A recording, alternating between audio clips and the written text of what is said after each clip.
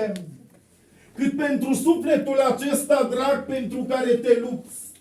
Să-i adun lucruri, zice Duhul Sfânt, și să-i faci rânduiala, zice Domnul.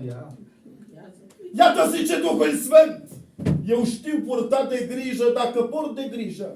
La păsările cerului, zice Duhul Sfânt, voi purta de grijă și la acest suflet tânăr.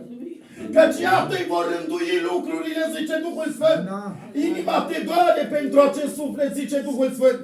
Și iată, zice Domnul, vrei să las o legătură sfântă și dreaptă și o unitate între două familii. Dar iată, zice Domnul Oasanare, pune-te în rânduială cu mine. Și apoi cerem lucruri, strigă Duhul Sfânt. Căci iată, zice Domnul, e vremea să cazi, Oasanare, să te prăvălezi, zice Duhul Sfânt. Căci e vremea pocăinței. E un Hristos, Domnul.